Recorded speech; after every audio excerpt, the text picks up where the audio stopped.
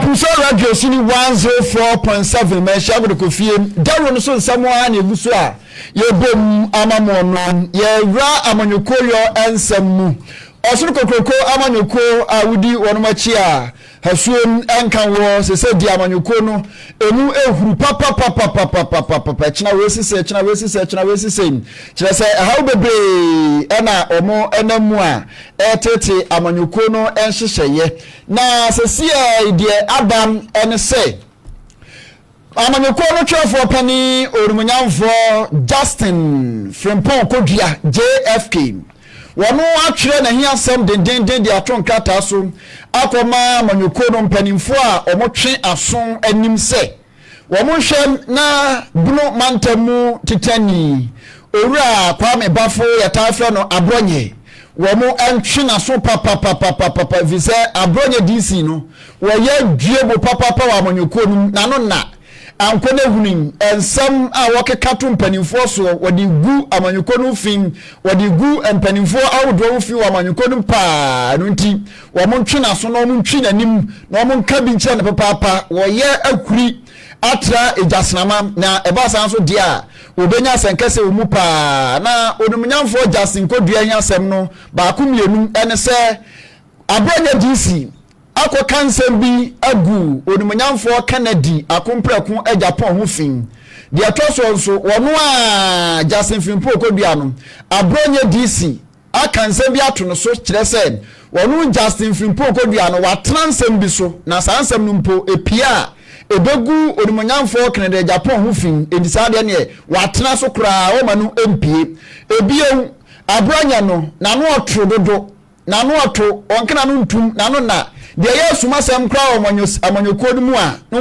wayina di ni nyina ye nema bia wo kire se wo ye due no ho bopa e wa amanyoko nu enunti empanimfo hwe na omo ntwena so Abronye DC no no ye be ma kire se on de wonsi nso mansa no ahamti ne due ya wono so de anu ya bre Justin Frempong Kodua sem wonsuro hunahuna wo wonsuro wo bia wa amanyoko nu to aboa no ho ba bia omo ne be hye bia wo bekọ akoyi nsem ano de ekwaso NPP amanyoko mu no ye kwa ahoma ne so ye ne Dr. Eric Bempong atwetwe ho nkomo wa ben e wa amanyosem ensemu pa Dr. Eric Bempong adwe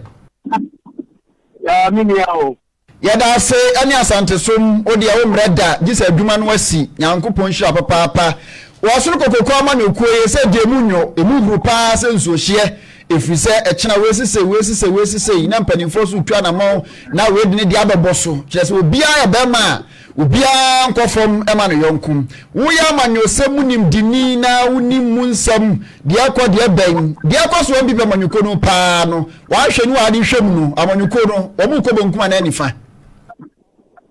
yo mini ameda pa na ne kwe wo muni ko so se moya amanukura nipa amadene ko benko ena moya amanuku na baby a NPP edru no atam no yesi pempen ye kan pen awata ye kan ba amansan nyina hu se gro kwaso no NPP no ana ye numro no enye sa NPP ni efo se emre bia etwemu no na MPP we are there na to make kasa we ewom tamo na FF Anthony don ko for jo mo yen penifo no even e wa sante we harmo no na eye din say ubegyina baabi no akeka kasa ansem bisha na eye ebro a MPP bi aye afa na aso a omu twa ebro no edi anti na make kasa eye one bafo Abronye no contribution to the party pa anything General Secretary the Chief Executive Officer of the party can you get General Secretary near Kadamboche mu adankokubote na ye kana na ohinto mu a na wo so mu etini sabre no na hwan ne betumi agina Peter Alajete ubetime jana nim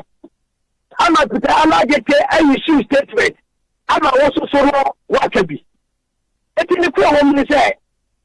NPP party no krani ekofom na ekofom so na efri so that say etibinia ye kan ni nyina no eti panyin ni NPP party ni mo ana empanifo nim ade o say ebisa no empanifo mu dia ade ekoso isa na NPP no o mo chechere no ana eti ni kwa wo mu ni say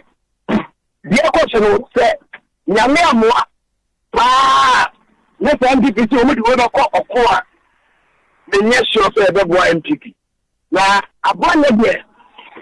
entem na o so mo pre na o mu ka bibi ekire Abronye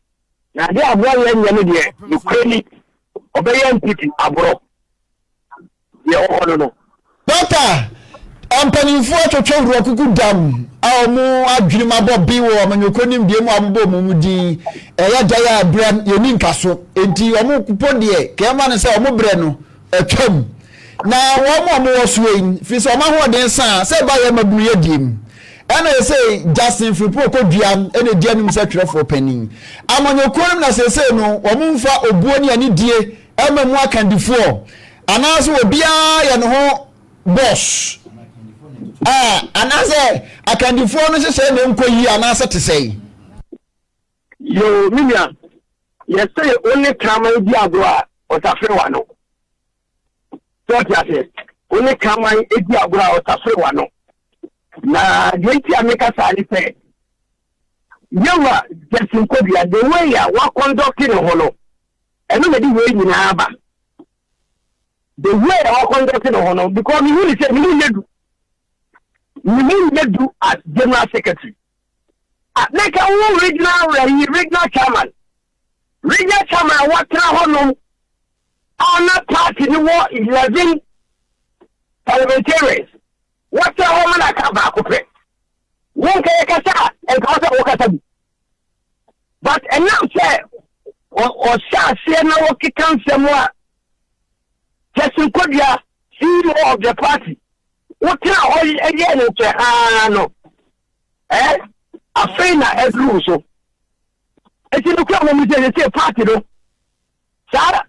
CEO Justin Kobia or lose the credibility meka eti subia say will lose the credibility the enemy say NPP ever call election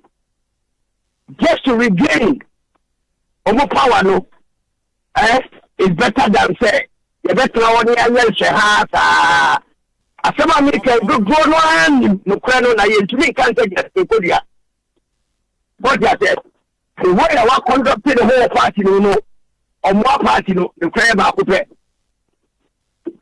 when you hear the same yenim say amanyokonis aboabo omo ho akori omo franka tuni emfi afi apem afi mpem ne adwonu nwotwe mu do bedi wonu manim se nkomu mienu o maprekura fine ti do omu ye omu hui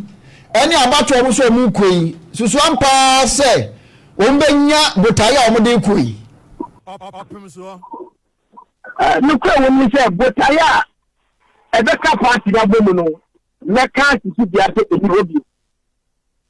eni hobi yenti ameka se botaya no eni hobi no se party executives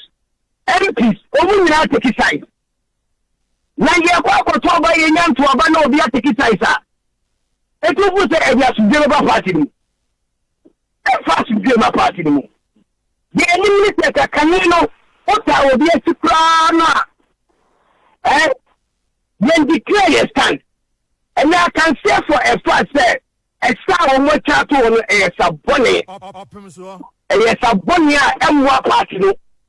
MPP yes ka ne tie Opemsuo MPP ene ka kwa wo kasa na ka wo hwe metri bankum ni wonifa wa se de obi kasa na wo ni atemo avia enye the hallmark of MPP anything on the diatem and so na MPP e glorify ni for the diatem eti eye mu bia e na umu echa enti no kwani botaya bia na homa wo mu no kwa ba ko pe Adasi Pino Bre anyway, Dr. Eric Bempong wabin ewo amanyo kojo ensem papa ni amanyo semnemu political analyst eni no atwetwe nkomo yi. Radio mu